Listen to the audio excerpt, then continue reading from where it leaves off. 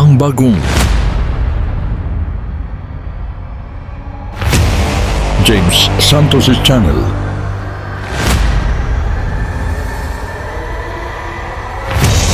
Bagong tema, bagong boses,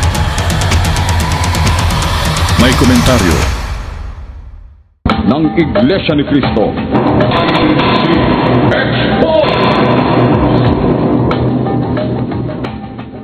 Ang mapapanood ninyo ay ang programa ni Romy Espanyol na INCM Exposed. Halina at atin ng panoorin. Walang takot na pagtumulgar ng mga katiwalian ng Iglesia ni Cristo. Makatotohanang paghahayag ng kabulukan ng reliyong ito. Mga aral sa loob ng Iglesia ni Cristo ni Manalo na wala sa Biblia, manapa laban sa Biblia. Na sila lang ang may karapatan, sila lang ang may karapatang manalangin, humingi at bigyan. Yan ay isang malaking kasinungalingan. Mahal namin kayo, hindi lang ninyo kami naunawa. Humanda kayo. INCM Exposed! Alam nyo mga kababayan, ang una pong gusto kong iparating sa inyo, itong tunggalian sa pagitan ng Iglesia ni Cristo ni Manalo at ng Dating Daan. Ito'y dapat nang ilagay natin sa talagang dapat kalagyan. Kaya ako nananawagan unang-una kay Ginoong Eranio Manalo. Ganon din kay Ginoong Eduardo Manalo.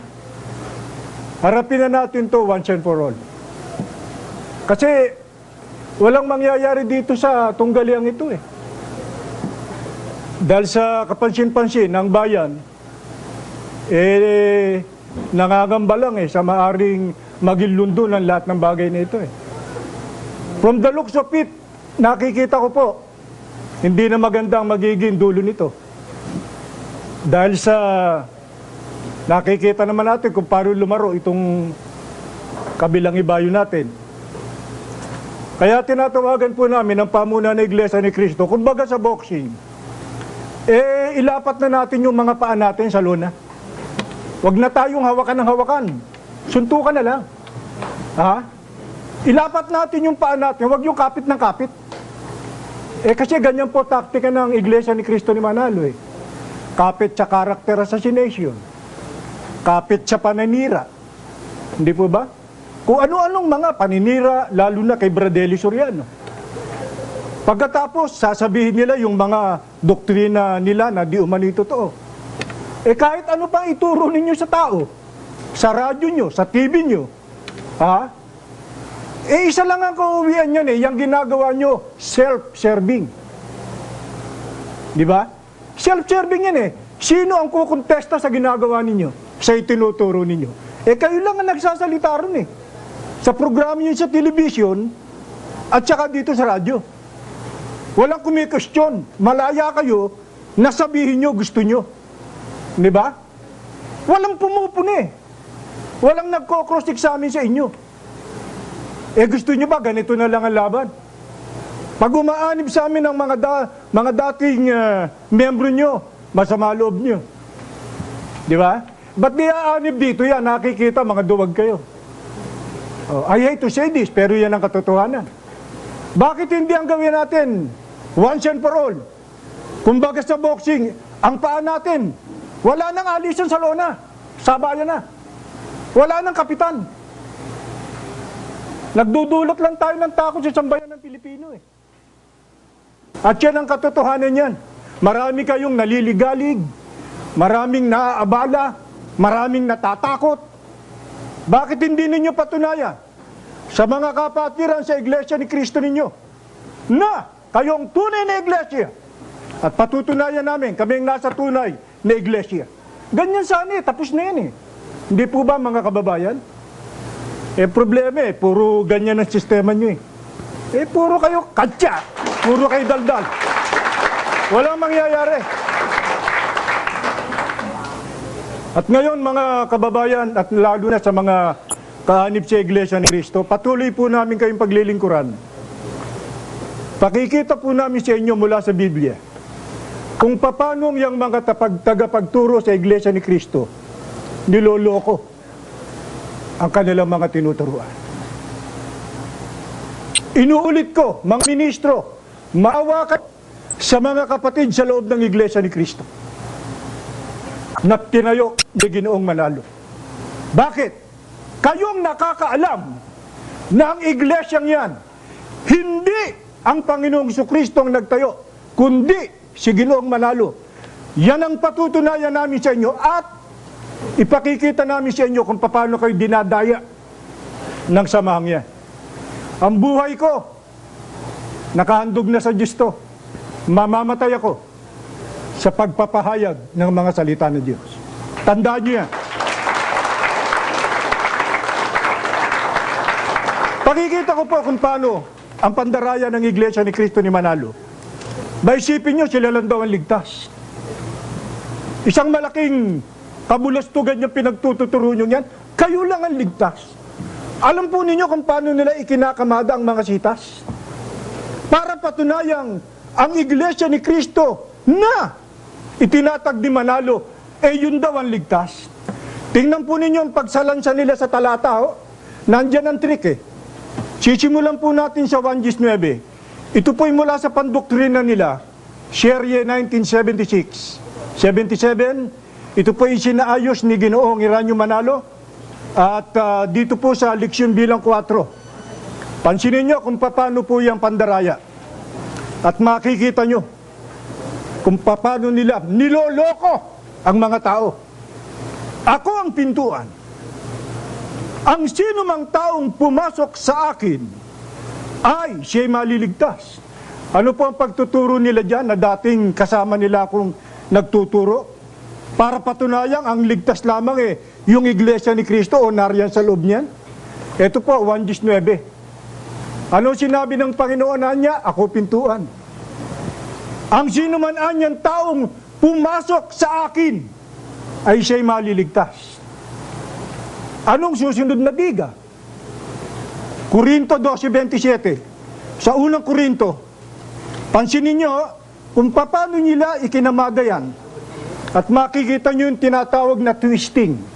Ito nakasulat, Korinto 12:27. Sa unang Korinto po.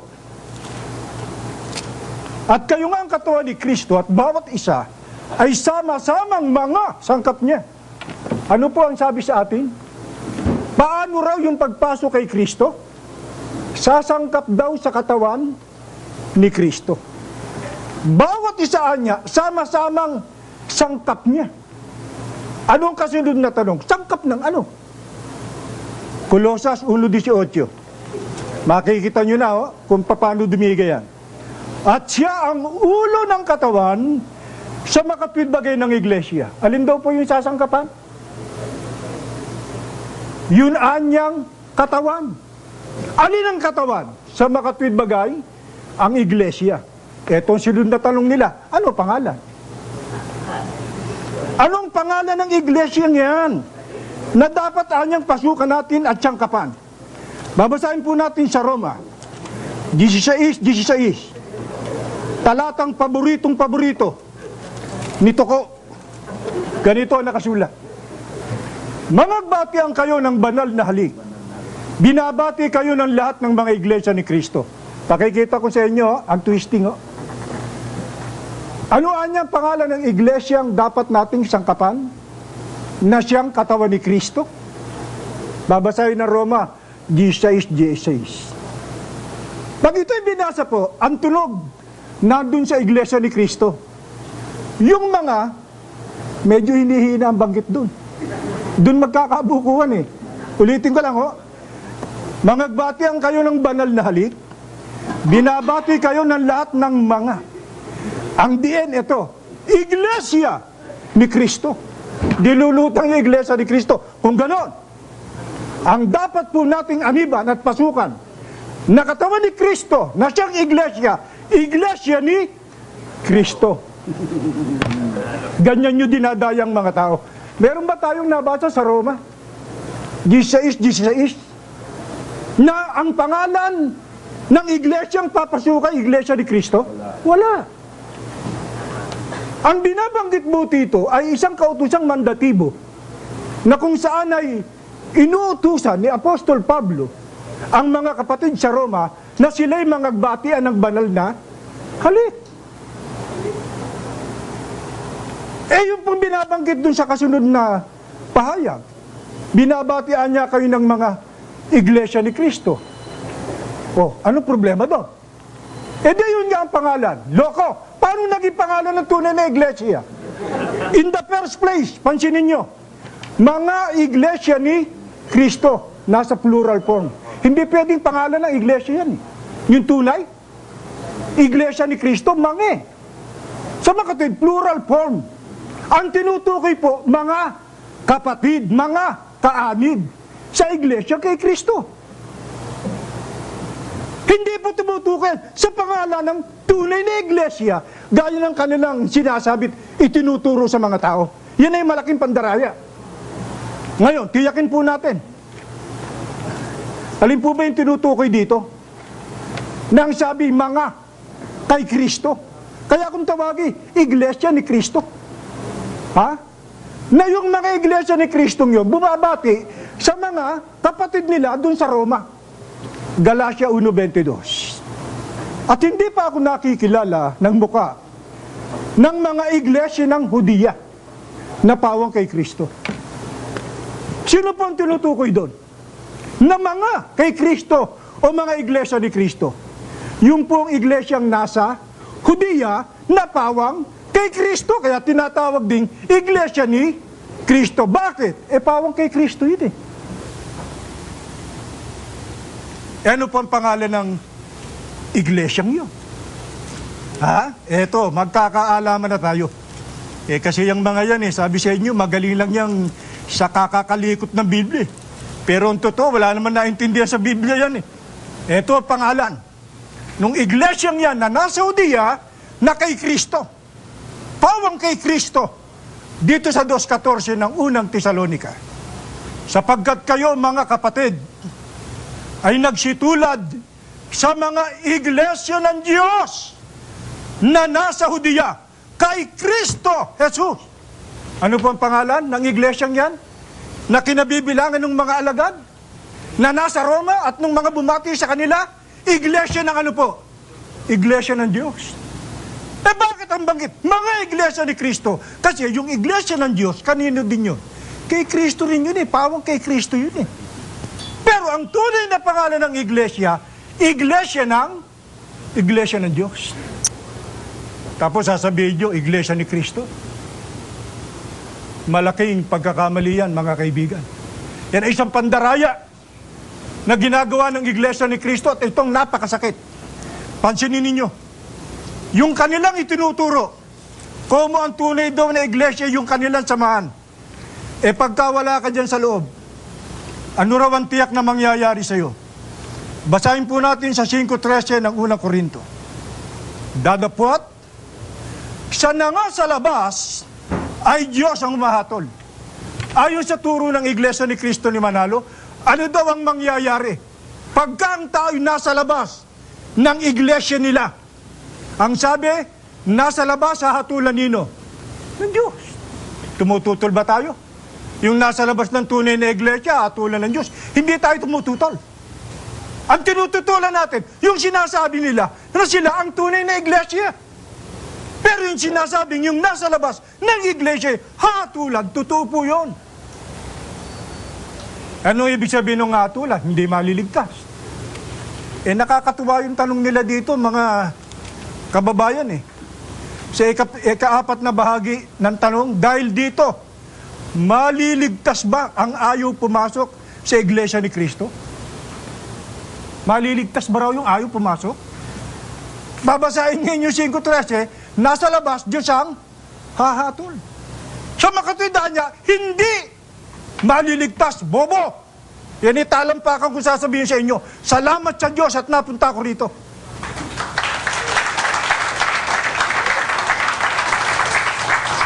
Hindi kami tumututol na yung nasa labas ng iglesia hahatulan. Pero hindi ang kahulugan ng hahatulay, hindi ka maliligtas. Ang ibig sabihin ng hahatulan ng Diyos, Mga kababayan po namin, Diyos na bahala sa kanila. Halimbawa, paano yung mga sanggol? Hindi naman napangaralan niya. Di ba? Paano yung mga yan? Lalo't wala sa Iglesia ni Cristo. O, paano naalala yung lugar? Mga remote areas na hindi naabot ng pangangaral. Kung mawala ba sa Iglesia ni Cristo, hindi na maliligtas. Malaking kagaguhan yan. Kaya yung mga turong yan, mga kababayan, ay turo na ginagawa ng Iglesia ni Cristo ni Manalo para ipakilala lang na di umano sila lang ang maliligtas. At ito ang lalong kasaklap-saklap. Pakinggan po ninyo to mga kaibigan sa loob ng Iglesia Katolika. Tingnan ninyo kung paano nila pinatunayan yung kaugnay na kanilang pagtuturo na talagang sa loob lang daw ng Iglesia ni Cristo ang kaligtasan. Sa pasugo, sa Agosto 1961, page 39. Tignan nyo mga kawalangian ng mga yan. Tignan nyo kung papayag ang mga miyembro ng Iglesia Katolika at Protestante, iba't ibang sekta ng pananampalataya. Ito ang sinasabi ng Iglesia ni Cristo ni Manalo. Kaya sa wakas ng lathalaing ito, dapat na nating itakwil ang mga paring Katoliko at ang mga pastor Protestante sapagkat sila'y mga ministro ni Satanas. Dapat na rin nating itakwil ang Iglesia Katolika at ang iba't ibang Iglesia Protestante sapagkat sila'y hindi sa Diyos kundi sila'y kay Satanas o sa demonyo. Tingnan ninyo, pagkarolabas ka sa Iglesia ni Cristo, patay na bata ka. Isipin mo, Katoliko, tagapangaral niyan, Protestante, tagapangaral niyan, sa demonyo daw at kanino? Kay Satanas. Buti kung yung tagapangaral lang yan, mismong nariyan. Yung nasa Iglesia Katolika, yung nasa Iglesia ng Protestante, ang mga yan, ayon sa kanila, kay Satanas at sa demonyo. Papayag ba kayo dyan? Mga kaibigan naming mga Katoliko, papayag ba kayo mga Protestante sa sinasabi ng Iglesia ni Cristo ni Manalo na kayo daw ay sa demonyo kay Satanas? Malaking katarantaduhan yan. Ang totoo nito mga kababayan, patutunayan ko po sa inyo na yung Iglesia ni Cristo ni Manalo na lumitaw noong 1914, opisyal na ipinarehistro. Aminado si Ginoong Manalo, siya ang nagtatag niyan at hindi si Kristo. Naniniwala ba kayo? Na ayon mibos kay Ginoong Manalo, inaamin niya na yung iglesia niya ay kanya? Hindi lang ito nalalaman ng iba. Mula po sa sinipin natin sa pahayagang Free Press, Manila, February 11, 1950. Ito po, Felix Manalo or One Put in Heaven. Ano po ang sinasabi ni Ginoong Felix Manalo sa Iglesia ni Cristo na kanyang pinagpupunuan? Babasahin ko po. Members of my church were beaten up, some killed because they refused to vote for Quirino. Ano po ang patutuo ni Ginoong Manalo? Members of my church, yung mga kaanib sa aking iglesia. Kung ganon, iglesia ba ni Cristo? Members of my church. Ano, Paul? Ramil, Rene.